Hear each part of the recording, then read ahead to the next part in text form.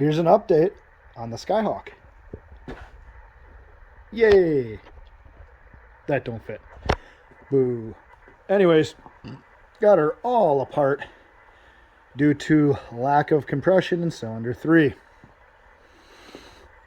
Here's the piston out of cylinder 3. There's the good-looking rings out of cylinder 3. There's the not-so-good-looking main bearings. Like only 15,000 miles on a rebuilt engine, and these are toast. That part sucks. I didn't pull the caps on the other ones, but... So, if the valves are sealing on the head, the rings are good, the cylinder walls are good, what is left? The cam lifters, and that is what's wrong. Here's cylinder 3 right here. This valve should be closed. This is in between intake and exhaust. So right now for that one, both lobes are facing down as they're in between the two lobes. This one is on its exhaust stroke. That is what a closed valve looks like. This cylinder had 130 psi. This one should be closed.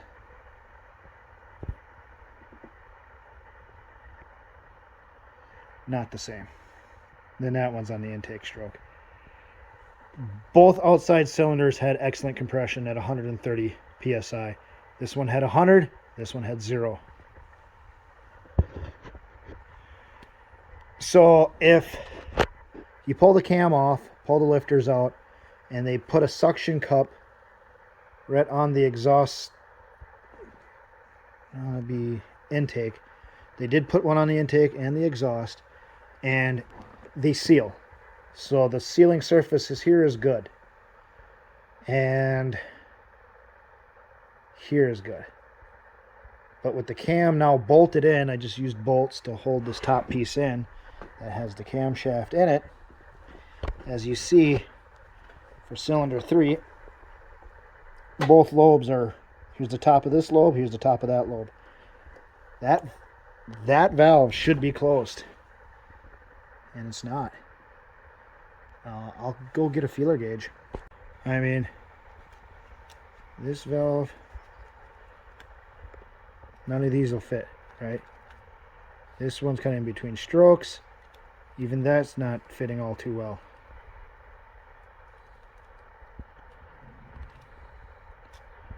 This one, on the other hand, and this is on like its compression stroke right now. This is in between intake and exhaust, or exhaust and intake.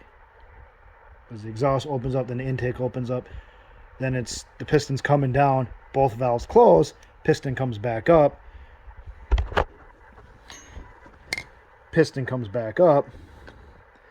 compression, bang, comes down.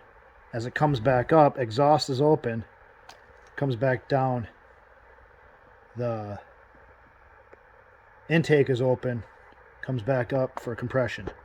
So right now this one is, it just did the exhaust stroke, and now it's coming for the intake stroke.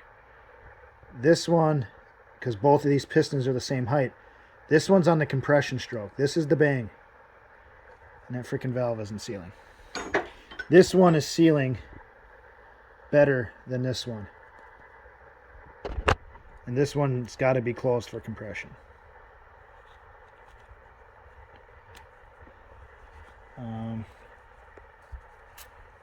Here, we're gonna see if we can get a little finer going on here. What do we got here? Focus. Come on, focus.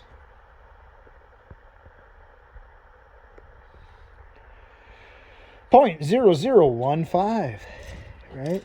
That's like, that doesn't even fit in there. I can't get that sucker in there. Oh, there we go.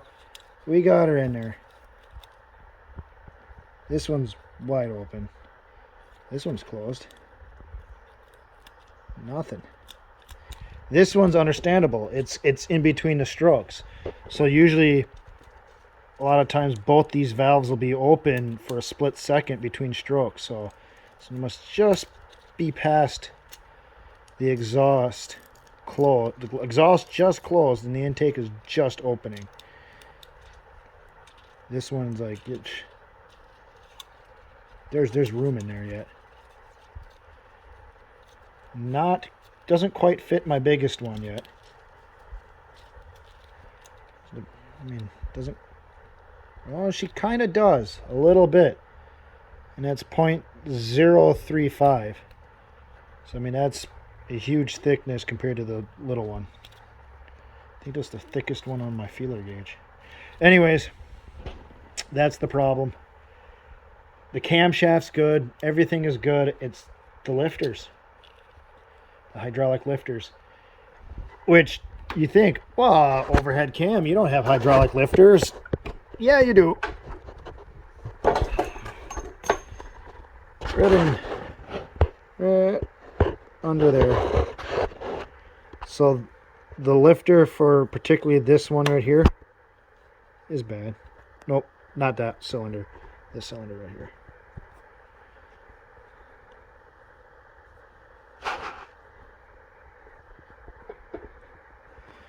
So, why? I don't know.